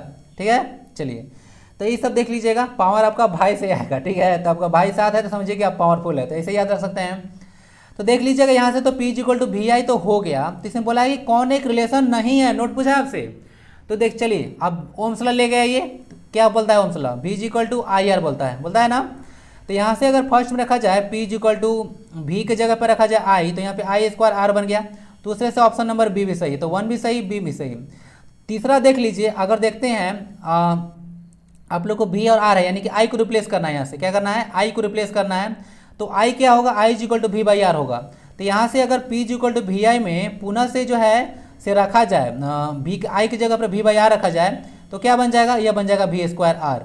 कहीं से भी आर स्क्वायर यहाँ पे नहीं आएगा, तो ऑप्शन नंबर डी इसका सही हो जाएगा। कहने का तात्पर्य है, सारा चीज देख लीजिएगा, ए बी सी सारा जो है सही रिलेशन है, लेकिन डी है से आपका सही रिलेशन नहीं है। तो जो नहीं है वही आपका आंसर होना चाहिए। तो ऑप्शन नंबर डी इसका सही आंसर हो जाएगा। ओके, चलिए ये सब बस बताया हूँ कि होगा, ये नहीं होगा इसलिए आपको नहीं पूछा है तो आंसर हो जाएगा। तो ये एक सही रिलेशन नहीं है। पावर देख लीजिएगा क्या होता है, P is equal to V I होता है, इसको आइडिया रख सकते हैं। एसआई यूनिट पावर का वाट होता है, जो कि जूल पर सेकेंड के बराबर आता है। ठीक है, देखिए आप लोग ने P is equal to V I देखा। वोल्टेज का यूनिट क्या होता है, वोल्टेज का यूनिट होता है आपका वोल्ट ही होता है, और करंट का क्या होता है, एम्पियर होता है। तो वोल्ट पर एम्पियर आपसे पूछ दे किसका यूनिट है, तो ये पावर का यूनिट है, या जूल पर सेकेंड है, ये भी आपको पावर का यूनिट है। अभी कहाँ से आ गया, तो आपको पढ़ाया था कि पेट याद रखिएगा, P is equal to E by T, पेट याद क्या था ना, पी ई टी पेट बताया था। तो ई का यूनिट क्या हो गया, जूल। टाइम का क्या होता है, सेकंड, तो ऊपर गया तो पर सेकंड, तो बन गया ना जूल पर सेकंड। तो यही जूल पर सेकंड जो होता है वाट होता है, याद रखिएगा। नेक्स्ट जो है एक चीज याद रख लीजिएगा, 1 किलो वाट आवर में 3.6 इंटू 10 टू पावर 6 जूल होता है। और कभी भी आपसे पूछेगा कि किलोवाट आवर जो है किसका यूनिट है, तो आप मत बोल दीजिएगा कि यह पाउंड यूनिट है। इसमें देख लीजिएगा, यहाँ से देखिएगा एनर्जी हो जाएगा E is equal to power into time. तो कभी भी पावर में टाइम से मल्टीप्लाई हो, चाहे वह टाइम कुछ भी हो, वह एनर्जी का यूनिट बन जाएगा। तो ये सब चीज़ याद रखिएगा। यही आपका एक बिजली है जो घर में आता है, इसी को आप लोग 1 यूनिट बिजली बोलते हैं। 3.6 मेगा जूल, 10 टू पावर 6 को मेगा बोला जाता है। आंसर हो गया, आंसर डी। यही सही रिलेशन नहीं था, बाकी सारा रिलेशन सही था, पावर के बारे में है। एम्पियर वगैरह देख लीजिएगा, यहाँ पे ना करंट का यूनिट एम्पियर होता है। एम्पियर जो करंट का नापने का एक डिवाइस होता है, वह एमीटर होता है, इसको भी यही से लिखते हैं, हमेशा इसको सीरीज में कनेक्ट करते हैं। वोल्टेज नापने का एक जो डिवाइस होता है उसको वोल्ट मीटर बोलते हैं, और इसको हमेशा जो है से आप लोग पैरेलल में ऐड करते हैं। ठीक है, चार्ज नापने का जो डिवाइस होता है, SI चार्ज का कूलम होता है, उसको आप लोग गोल्ड जो लीप इलेक्ट्रोस्कोप होता है उससे नापते हैं, इसको आइडिया रखिएगा। और ओम जो होता है, जो रेजिस्टेंस का यूनिट होता है, उसको नापने के लिए आप लोग ओम मीटर का यूज करते हैं। स्पीड नापने के लिए स्पीडोमीटर का, और डिस्टेंस नापने के लिए ओडोमीटर का, इतना आप लोग यूज करते हैं। If the mass of the earth is increase by 20%, then the weight of an object is, बोला जा रहा है कि अगर पृथ्वी का मास 20% इंक्रीज कर दिया जाए तो किसी ऑब्जेक्ट देखिएगा जो वेट होगा उसका कितना हो जाएगा, पृथ्वी पर ही बात किया जा रहा है। तो देखिए उसका वेट जो है 20% इंक्रीज कर जाएगा। उसका सीधा सीधा रीजन है, आपको फार्मूला पता होना चाहिए। क्या होना चाहिए, फार्मूला पता होना चाहिए। एक फार्मूला होता है F is equal to G M M by R square. क्या होता है, F इज इक्वल टू होता है G M M by R square, पता होना चाहिए, तो यही होता है। अब F इज इक्वल टू क्या होता है, फोर्स। और जो आपको पता होगा जो वेट होता है, क्या होता है, वेट होता है, वो भी एक तरह का फोर्स ही होता है। तो वो तो आपका कोई भी ऑब्जेक्ट का अगर मास होगा तो ग्रेविटी के रफ्तार से खींचेगा। तो mg बन गया ना, तो mg क्या हो गया, G M M by R square हो गया। आर यहाँ पे रेडियस ऑफ अर्थ है, बड़ा आर जो है बड़ा एम जो है मास ऑफ अर्थ है, और छोटा एम जो है किसी मास ऑफ ऑब्जेक्ट है। तो एम से एम कट गया, तो यहाँ पे जो जी होता है एक्सेलरेशन ड्यू टू ग्रेविटी, वह G M by R square आ गया। अब बताइए जी एम बाई जब आर स्क्वायर आ गया, तो यहाँ पे तो जो इस मास है, इस मास पे तो डिपेंड कर रहा है। तो इस मास को जो है अगर क्या किया जाए, अगर 20% इंक्रीज कर दिया तो यही ना जी है से बढ़ जाएगा 20%, और जी जितने ज़्यादा बढ़ेगा एक्सेलरेशन ड्यू टू ग्रेविटी, किसी ऑब्जेक्ट को अपने तरफ से उतना ही रफ्तार से जो है अट्रैक्ट करेगा, तो उसका वेट उतना % बढ़ जाएगा। ठीक है, तो इसको आइडिया रखिएगा। वेट जो होता है वह एक्सेलरेशन ड्यू टू ग्रेविटी के चलते ही होता है। अगर देखिएगा यहाँ पे जो है से आपका जितना ग्रेविटी है उसका 1/6 जो है से चंद्रमा पर ग्रेविटी है। ओके, चंद्रमा का ग्रेविटी 1/6 है अर्थ का, तो वहाँ पे किसी ऑब्जेक्ट का वेट जो होता है 1/6 घट जाता है। तो आई होप कि ये पॉइंट समझ में आ चुका होगा। तो यही जो ग्रेविटी है वही रिस्पॉन्सिबल होता है कि वेट कितना होगा या कितना नहीं होगा। ठीक है, यह देखिएगा, mass does not change but weight can change place to place. Mass कभी भी चेंज नहीं होता है और इसका असाइनमेंट केजी होता है, जबकि वेट जो होता है चेंज होता है और इसका असाइनमेंट न्यूटन होता है। क्या होता है? न्यूटन। ठीक है, यानी कि केजी, रुकिए, केजी मीटर पर सेकंड स्क्वायर होगा। क्या होगा? केजी मीटर पर सेकंड स्क्वायर न्यूटन होगा। अगर ये नहीं होगा तो भी ऑप्शन देख लीजिएगा, फंसा सकते हैं जनरल साइंस है ना, जैसे सीजीएल में अच्छा सा क्वेश्चन पूछते हैं, तो ध्यान रखिएगा। और बाकी जो जी है इसको देख लीजिएगा, ये जो जी है इनके बारे में याद रखिएगा। 6.6 इंटू 10⁻11 इसका वैल्यू होता है।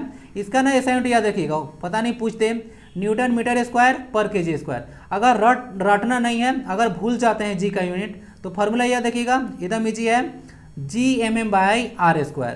क्या है? Gmm/r²। अगर जी का वैल्यू पूछे तो एफ का देखिए FR/mm होगा ना, यहाँ से जी का वैल्यू कितना लिखिएगा आप लोग, यहाँ से लिखिएगा F इंटू r² कुछ मल्टीप्लाई कीजिए बाई mm आएगा। तो एफ का यूनिट क्या हो गया? एफ का यूनिट हो गया न्यूटन, और रेडियस यानी कि लेंथ है, लेंथ का होता है मीटर स्क्वायर, और नीचे 2 ठो मास है। क्या है? 2 ठो मास है, तो क्या हो जाएगा? पर केजी स्क्वायर नहीं हो जाएगा, तो न्यूटन मीटर स्क्वायर पर केजी स्क्वायर, यही इसका यूनिट होगा। ठीक है, तो अगर भूलते हैं तो देख लीजिएगा, इसको यूनिवर्सल ग्रेविटेशनल कांस्टेंट के नाम से जानते हैं, universal gravitational constant. Answer A हो गया। आई होप कि पॉइंट क्लियर होगा, तो समझ लीजिएगा।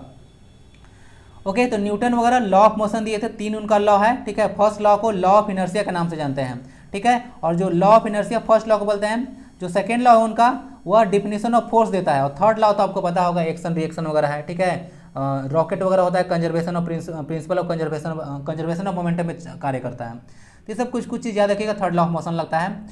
ओके, तो देख लीजिएगा, ये सारा चीज़ क्लियर होना चाहिए। Law of free fall, free falling body होता है, कोई भी ऑब्जेक्ट जो स्वतंत्र रूप से गिरता है, वह जो लॉ है वह गैलीलियो दिया है, कंफ्यूजन नहीं होना चाहिए। Law of free fall Galileo के द्वारा दिया गया है, और लॉ ऑफ प्लेनेटरी मोशन दिया गया है आपका केपलर के द्वारा। Who is the writer of unfinished, यह करंट अफेयर में बहुत ही एक इंपॉर्टेंट बुक है। ठीक है, जो कि न्यूज में रहा था। तो अनफिनिश्ड के लेखक कौन है? शिल्पा शेट्टी, मृदुला गर्ग, किरण बेदी या फिर प्रियंका चोपड़ा? इसका आंसर हो जाएगा प्रियंका चोपड़ा। प्रियंका चोपड़ा जी जो है, इनका नाम जोनास भी ऐड हो चुका है, क्योंकि ये विदेशी शादी किए हैं, उनका नाम था जोनास। तो प्रियंका चोपड़ा जोनास के द्वारा जो है से अनफिनिश्ड जो है से बुक लिखा गया है, तो इनके बारे में आप लोग आइडिया रख सकते हैं, देख लीजिएगा। अरे भाई, तो यहाँ पे आंसर गड़बड़ हो गया है आंसर यहाँ पे डी होना चाहिए, इसको मैं सही प्रोवाइड करा दूँ। क्वेश्चन में मुझे भी चेक करना होगा, क्वेश्चन नंबर 21 का आंसर डी होगा ना, 21 का आंसर डी होगा। प्रियंका चोपड़ा जी इस बुक को लिखे हैं। शिल्पा शेट्टी जी के द्वारा बहुत एक इंपॉर्टेंट बुक लिखा गया था, जो कि नाम है द ग्रेट इंडियन डाइट, और डाइट तो जापान का संसद का भी नाम है। मृदुला गर्ग लिखे हैं चितकोबरा, ध्यान दीजिएगा, चितकोबरा बुक जो है मृदुला गर्ग के द्वारा लिखा गया है। हिंदी में आपसे पूछ सकते हैं। और बाकी चितकोबरा को चितम्बरा से ना, चितकोबरा को चितम्बरा से कन्फ्यूज मत कीजिएगा। चितम्बरा जो बुक है, चितम्बरा, यह बुक लिखा गया सुमित्रानंदन पंत के द्वारा। सुमित्रानंदन पंत, जिनको आप लोग प्रकृति के सुकुमार कवि के नाम से जानते हैं, वह चितम्बरा बुक लिखे हैं। यहाँ पे चितकोबरा के बारे में बात हो रहा है। और किरण बेदी आई डेयर लिखे हैं, बायोग्राफी भी है। व्हाट वेंट रॉन्ग और एज आई सी सब बुक लिखे हैं। फर्स्ट IPS अधिकारी हैं महिला, ठीक है, भारत में। इनके बारे में आप लोग आइडिया रख सकते हैं। किरण बेदी जी, समझ गए तो सारा चीज़ क्लियर होगा। आंसर आपका डी हो गया, यहाँ पे मैं गड़बड़ किया था। ओके, तो डी हो गया answer. Question 22, which gas is released when acetic acid and sodium bicarbonate react with each other. Sodium bicarbonate को हम लोग सोडियम हाइड्रोजन कार्बोनेट के नाम से भी जानते हैं। तो एसिटिक एसिड और सोडियम बाइकार्बोनेट जब रिएक्ट करेगा तो क्या होगा, कौन सा गैस रिलीज होगा? आइए इसके लिए आपको ले चलते हैं रिएक्शन की ओर। यहाँ पे एक एसिटिक एसिड देखने को मिल रहा है। ओके, एसिटिक एसिड, उसके बाद सोडियम हाइड्रोजन कार्बोनेट या फिर सोडियम बाइकार्बोनेट है। यही आपका बेकिंग सोडा है जो कि आप लोग खा रहे हैं, ठीक है। पूरा CH3COO बनेगा। क्या बनेगा? CH3COO बनेगा। इसका नाम है आपका सोडियम एसीटेट, या देख लीजिएगा। और CO2 गैस यहाँ पर रिलीज होता है। ओके, तो कौन सा गैस रिलीज हुआ? तो CO2 गैस रिलीज हुआ। 10th वगैरह में आपका बहुत इंपॉर्टेंट कॉन्सेप्ट ये सब है। ओके, और उससे क्वेश्चन बहुत ज़्यादा पूछता है सीजीएल आपको।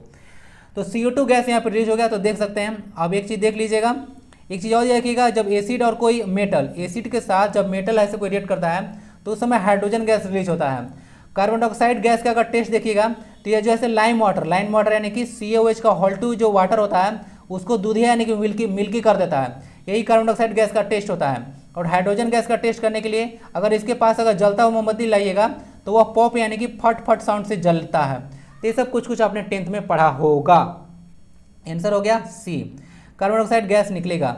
याद रख लीजिएगा, आपसे पूछेंगे कि सोडियम बाइकार्बोनेट वगैरह है, यह जो होता है इसका फॉर्मूला तो देख लिया आपने, NaCO3 sodium hydrogen carbonate bicarbonate बोलते हैं। यह एक एंटासिड के जैसा भी यूज होता है। एंटासिड समझते हैं, जब पेट वगैरह में बहुत ज़्यादा अपच की स्थिति हो जाता है उस समय आप लोग एंटासिड यूज करते हैं, ठीक है। तो इसके जैसा भी यूज आप लोग कर सकते हैं। और MgOH का हॉल्टिव भी यूज किया जाता है, जो कि अभी बताया था कि मिल्क ऑफ मैग्नीशिया के जैसा आप लोग यूज करते हैं। यह मिल्क ऑफ मैग्नीशिया है, ठीक है, एंटासिड जैसा यूज होता है, ये भी यूज कर सकते हैं आप लोग, ओके ना। और इसका केक वगैरह बनाने में आप लोग यूज करते हैं। और यही NaCO3 जो है सबको बेकिंग पाउडर बनाने के लिए यूज होता है, baking powder, okay. Tartaric acid वगैरह लेते हैं आप लोग तो वहाँ से बन जाता है, ओके, टार्ट्रिक एसिड वगैरह। आंसर समझ गए, कार्बन डाइऑक्साइड गैस रिलीज होगा और एसिड के साथ मेटल रिएक्ट करेगा तो हाइड्रोजन गैस रिलीज होगा। हाइड्रोजन गैस चेक कैसे कीजिएगा, जलता मोमबत्ती जाइएगा तो फटाफट के साउंड ले जाइएगा तो फट फट के साउंड से जलेगा। और कैल्शियम हाइड्रोक्साइड है, यह बुझा हुआ चूना है, ओके, जिसका उपयोग आप लोग सफेदी करने में करते हैं। तो इससे आपको कार्बन डाइऑक्साइड का गैस का टेस्ट हो जाएगा। इसके वाटर जो होता है उसको मिल्की कर देगा कार्बन डाइऑक्साइड गैस, ठीक है। एक ग्लोबल वार्मिंग के लिए रिस्पॉन्सिबल गैस भी है CO2। The blue colour of jeans is due to which colour dye. ये कितना इंटरेस्टिंग जैसे सीजल क्वेश्चन पूछा है। देखिए बोला है कि जो जीन्स का कलर आप देखते हैं ब्लू कलर, वह किस कलर का डाई के चलते होता है। बोला गया है आपको सेफ्रानाइन के चलते, इंडोलाइन के चलते, इंडिगो या फिर जैसे रोडामाइन के चलते होता है। तो देखिए ये जो आपको होता है वह इंडिगो के चलते होता है। नील का जो कलर उसमें किया जाता है जिसके चलते वह ब्लू देखने को मिलेगा। इंडिगो वालों का मूवमेंट तो हुआ था, आपको याद होगा 1917 में चंपारण, जो कि राजकुमार शुक्ल जो है से महात्मा गांधी को पत्र लिखकर बुलाए थे, ओके। चंपारण बिहार में पड़ेगा, तो इंडिगो वही है। तो यही जीन्स का कलर देखने को मिलता है। जीन्स एक पेयर नाउन है ना, हमेशा प्लूरल होता है, इसका तो प्लूरल वर्ब यूज होता है। देख लीजिएगा ये सर लिखा हुआ है प्राइमरी। अच्छा कुछ कुछ याद रखिए, आंसर तो सी हो गया, जीन्स वगैरह देख लिए। कुछ कुछ चीज़ याद रखिएगा, जो प्राइमरी कलर होता है उसमें बीजी आ रहा होता है, कौन, ब्लू ग्रीन और रेड। क्या होता है, ब्लू ग्रीन और रेड जो होता है सब प्राइमरी कलर में आता है। रेड कलर लाइट जो होता है फोटोसिंथेसिस उसमें जो है सबसे ज़्यादा होता है, इसे याद रख लीजिएगा, रेड कलर के लाइट में फोटोसिंथेसिस सबसे ज़्यादा होता है, ओके। चलिए प्राइमरी कलर याद रखिएगा, ओके। इसको याद करने का कुछ कुछ ट्रिक बताते हैं। इसका ट्रिक होता है नहला। प्राइमरी कलर जो होता है सो वह नाला होता है, नीला, हरा और लाल, तो ये 3 प्राइमरी कलर होता है। Question number 24, in the production of chocolates which chemical does not appear in solid cocoa. बोला जा रहा है कभी भी चॉकलेट का निर्माण आप करते हैं तो उसमें कौन सा केमिकल नहीं दिखता है सॉलिड कोको में। थियोब्रोमिन लिखा हुआ है, कैफीन लिखा हुआ है, ट्राइक्लोरोइथेन और उसके बाद लिखा हुआ है फिनाइल इथाइल एमीन। कौन नहीं दिखता है, तो फिनाइल इथाइल एमीन वगैरह ये सब दिखता है आपको। जो दिखेगा नहीं वो होता है ट्राइक्लोरोइथेन, ओके। तो आंसर हो जाएगा सी, ट्राइक्लोरोइथेन जो है आपको देखने को नहीं मिलता है सॉलिड कोको में। याद रखिएगा क्वेश्चन आया हुआ है, आंसर सी हो गया ट्राइक्लोरोइथेन। CH3Cl3 इसका फॉर्मूला होता है ट्राइक्लोरोइथेन का, ओके। चलते हैं क्वेश्चन नंबर नेक्स्ट पे, what should be the maximum number of members in legislative assembly. कहने का तात्पर्य है कि लेजिस्लेटिव असेंबली यानी विधानसभा होता है, उसमें सदस्यों की अधिकतम संख्या कितना हो सकता है, उसका स्ट्रेंथ कितना हो सकता है, 250, 330, 543 या फिर 500। आंसर इसका 500 होगा ना। 500 से ज़्यादा जो है सीट नहीं हो सकता है, याद रख लीजिएगा। और अभी 543 लोकसभा का करंट स्ट्रेंथ है ना, करंट स्ट्रेंथ लोकसभा का 543 है। 500 से ज़्यादा सीट नहीं हो सकता है किसी भी विधानसभा में, ठीक है। देख लीजिएगा मैक्सिमम स्ट्रेंथ होता है 500 और जो मिनिमम होता है वह 60 होता है। कुछ कुछ आपको एक्सेप्शन भी देखने को मिलते हैं स्टेट, जैसे गोवा हो गया 40 है, मिजोरम हो गया आपको 40, सिक्किम 32 और पुदुचेरी 30। तो इस तरह से आप लोग देख सकते हैं। जो maximum number of legislative seat है यूपी में सबसे ज़्यादा है 430 है। आपको आईडीसी भी आइडिया होगा कि ये सबसे ज़्यादा जो बोला जाता है कि जो यूपी पर राज करेगा वो पूरा इंडिया पर राज करेगा। 403 सीट है यहाँ पे सबसे ज़्यादा। और मिनिमम नंबर लेजिस्लेटिव सीट आपको देखो पुदुचेरी में देखने को मिल रहा है, तो यहाँ पे 30 है, ठीक है। चलिए पुदुचेरी यहाँ पे यही दिया गया है क्योंकि आप लोग का पुदुचेरी और दिल्ली में जो है आपका यहाँ पे विधानसभा है, ठीक है। याद रखिएगा दिल्ली और पुदुचेरी में विधानसभा होता है। आई होप कि समझ में आ चुका है। आंसर 500 हो गया और 500 जो 60 उससे कम नहीं हो सकता है, कुछ कुछ एक्सेप्शन है, तो याद रख लीजिएगा।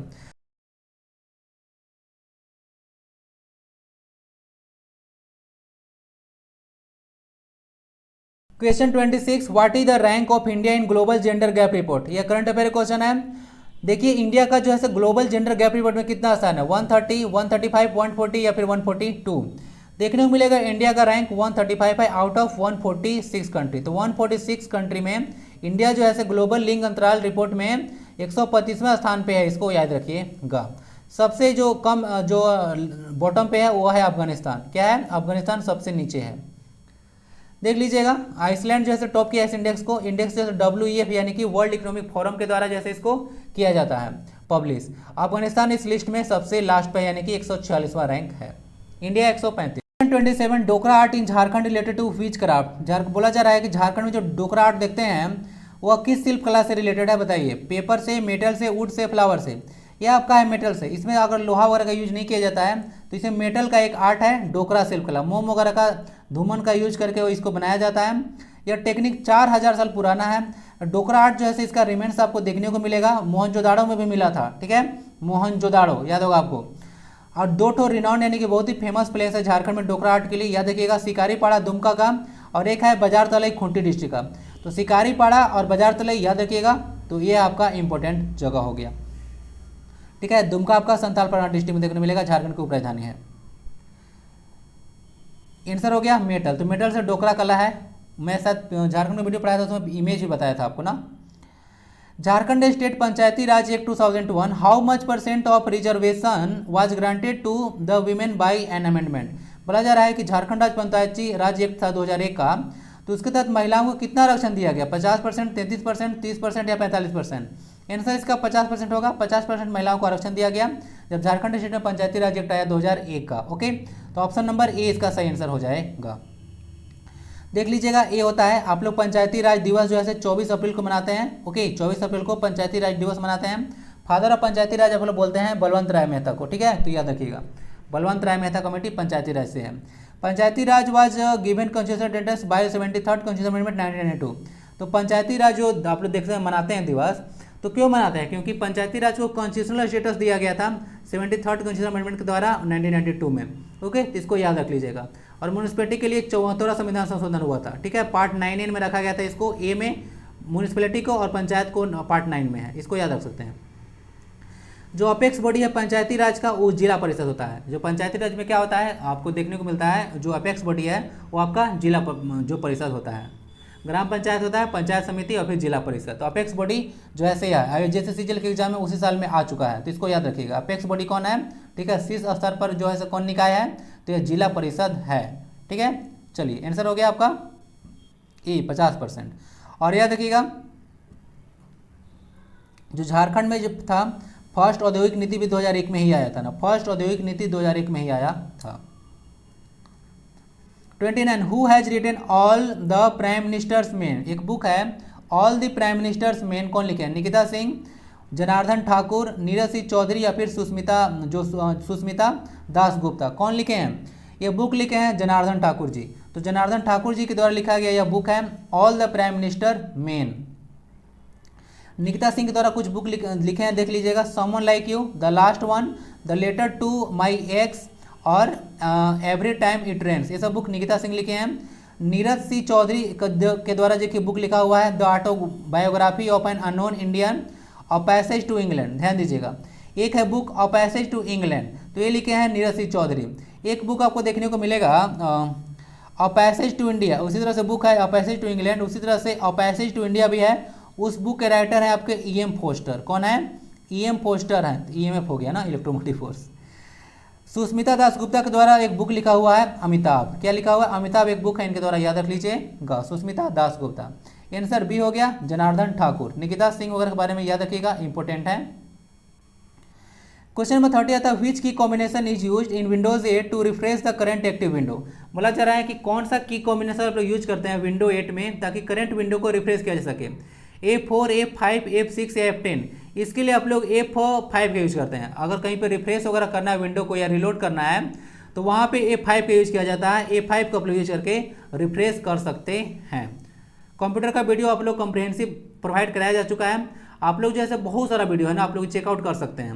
What is the full form of ISP। ISP क्या होता है, international subscriber party, internet service post, internet service provider या फिर इंटरनेट सर्विस प्रॉब्लम्स, क्या होना चाहिए, इसका होता है इंटरनेट सर्विस प्रोवाइडर, ISP। इसका फुल फॉर्म याद रखिएगा। बहुत सारा फुल फॉर्म ने, एक दो फुल फॉर्म आपसे पूछ सकते हैं। जैसे कि अगला स्लाइड में देखिएगा, जो आंसर हो गया सी हो गया। LED देखिएगा, लाइट एमिटिंग डायोड। तो लाइट एमिटिंग डायोड किसका फुल फॉर्म होता है, जे छूट गया यहाँ पे, JSCGL 2016 में जैसे पूछा गया क्वेश्चन, LED का फुल फॉर्म पूछा गया था। तो LED का फुल फॉर्म आपसे पूछा गया है, तो इसके बारे में आइडिया रखिएगा, लाइट एमिटिंग डायोड। तो इस तरह से एक दो फुल फॉर्म ना आपसे पूछे ही जाएंगे। कंट्री कैपिटल पूछे जाएंगे, करेंसी पूछे ही जाने वाले हैं, बुक एंड ऑथर पूछे जाने वाले हैं। तो इस पर आप लोगों को खास ध्यान देना है। ऑन आंसर क्या हो जाएगा, आंसर हो जाएगा सी। और पता रहेगा तो क्वेश्चन ईजी है, और नहीं पता रहेगा तो बहुत ही टफ होगा। What is the file extension in MS Excel 2016? बोला जा रहा है कि MS Excel के बारे में बात किया जा रहा है। ओके, 2016 में उसका फाइल एक्सटेंशन क्या होता है, DOCS, XLS, XML या फिर PPTX, क्या होना चाहिए? देखिए, फाइल एक्सटेंशन होता है, आप लोग फाइल का टाइप को पता करने के लिए यूज करते हैं, तो XLSX यहाँ यूज होगा, तो यानी कि ऑप्शन नंबर बी। तो MS Excel एक तरह का क्या बताया था आप लोगों को, एप्लीकेशन सॉफ्टवेयर है, और यह एक डेटा प्रोसेसिंग सॉफ्टवेयर है। PPT वगैरह आप लोग देखते हैं, या माइक्रोसॉफ्ट पावर पॉइंट के लिए होता है। DOCX वगैरह जो DOCX होता है वो आपका MS वर्ड का है। ठीक है, चलिए, फाइल एक्सटेंशन आप लोग फाइल टाइप को पता करने के लिए यूज करते हैं। या देखिएगा, फाइल एक्सटेंशन इंपॉर्टेंट वगैरह होता है। ठीक है, जैसे आपको लिख दिया JPEG, तो ज्वाइंट फोटोग्राफिक एक्सपर्ट ग्रुप हो गया। ठीक है, ज्वाइंट फोटोग्राफिक ग्रुप हो गया। तो ये सब क्या हो, ये सब इमेज के लिए होता है। क्या होता है, इमेज के लिए। ठीक है, TXT लिख दिया, तो इसका मतलब कोई टेक्स्ट वगैरह लिखा हुआ है। ठीक है, चलिए, DOC लिख दिया, DOCS वगैरह लिख दिया, DOCX लिख दिया, तो क्या हो गया, ये हो गया, समझिए कि यह आपका MS वर्ड का फाइल टाइप है, MS वर्ड का फाइल है। ओके, डॉट करके लिखेगा। PDF लिख दिया, इसका मतलब PDF है, जो कि प्रोवाइड भी कराता हूँ आप लोग को, देखे होंगे PDF रहता है लिखा हुआ। आंसर सी हो गया। क्वेश्चन 33 देखिए, in which district there is a rich deposit of copper ore. Copper देख लीजिए यहाँ पे, जो ताम्रस्क होता है उसका समृद्ध भंडार किस जिले में है, झारखंड के पर्सपेक्टिव में है।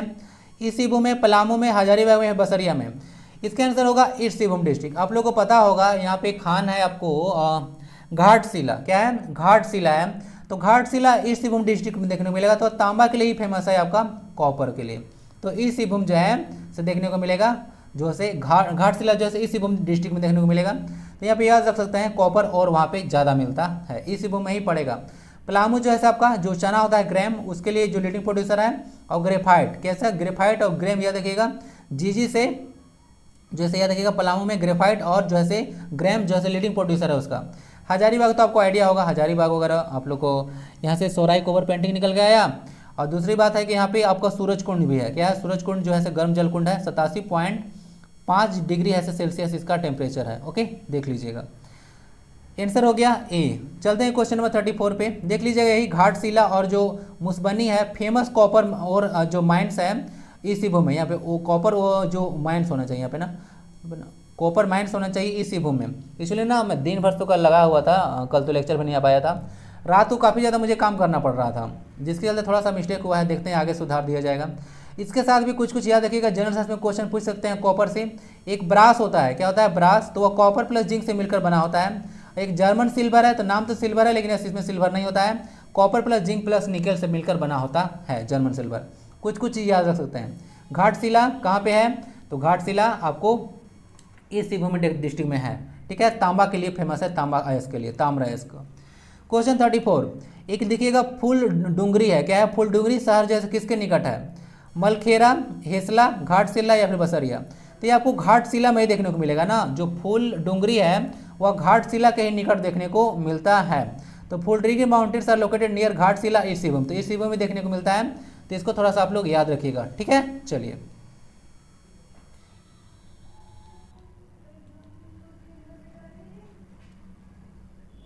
चलते हैं क्वेश्चन नंबर 35 पे। The Mayurakshi river originates from, Mayurakshi river का नाम तो सुने होंगे, मोर नदी के नाम से भी आप लोग जानते हैं। तो कहाँ से निकलती है, त्रिकुट पहाड़ी, मुंगेर से, अमरकंटक से या फिर पारसनाथ माउंटेन, कहाँ से निकलती है। तो ये आपको त्रिकुट पहाड़ी से देखने को मिलेगी। वह त्रिकुट पहाड़ी नहीं है जिस पर आप लोग को देखने को मिलता है वैष्णो देवी, झारखंड में एक त्रिकुट पहाड़ी देखने को मिलता है। तो वहीं से जो है यहाँ पे म्यूराक्षी नदी निकलती है। यह जो है आपको गंगा नदी में जाके मिलती है आगे चल के, और यह उसके बाद बे ऑफ बंगाल में गंगा नदी मिलती है, आपको आइडिया होगा। ठीक है, अमरकंटक से कौन नदी निकलती है, सोन निकलती है, नर्मदा निकलती है। ठीक है, सोन और नर्मदा रिवर जो है अमरकंटक से निकलती है। सोन तो झारखंड में भी आती है, सोन जो है आपको गंगा रिवर का ही ट्रिब्यूटरी है, यानी कि सहायक नदी। त्रिकुट पहाड़ी आंसर हो गया। तो म्यूराक्षी को मोर नदी के नाम से भी जानते हैं, याद रख लीजिएगा। त्रिकुट पहाड़ी कहाँ पे है, यह देवघर में देखने को मिलेगा, तो वहाँ से निकलते हैं जहाँ पे बोलबम है, बाबा धाम है। मोर और म्यूराक्षी रिवर है, यह भी ट्रिब्यूटरी गंगा का है। और एक पार्श्वनाथ पहाड़ी है, देख लीजिएगा, यहाँ पे पार्श्वनाथ पहाड़ी का डिस्कस किया गया था। तो इसको समेत शिखर जी के नाम से भी आप लोग जानते हैं। यह भी 2016 के जेएसएससी एग्जाम में आ चुका था क्वेश्चन कि जो समेत शिखर जी के नाम से कौन फेमस है, तो पार्श्वनाथ पहाड़ी को ही समेत शिखर जी के आप लोग नाम से जानते हैं। एबव सी लेवल अगर पूछे तो 4431 फीट लगा लीजिएगा, इसका हाइट है। और ऐसे 1365 मीटर इसको बोला जाता है, ठीक है। जैन धर्म के 23वें गुरु थे आपके पारसनाथ, उनके नाम पर इनका नाम रखा गया है। 24 गुरु हुए थे। फर्स्ट आपका थे ऋषभ देव और अंतिम थे महावीर। तो उसमें 20 गुरु के थे। मोक्ष की प्राप्ति जैसे यहीं पे हुआ था, ओके, पारसनाथ पहाड़ी पे। That's it for this class. आज की क्लास में 35 क्वेश्चन था। धीरे धीरे और भी बढ़ते जाएगा और भी कॉम्प्रिहेंसिव आपको देखने को मिलेगा। मिलते हैं नेक्स्ट वीडियो में। वंदे भारतम।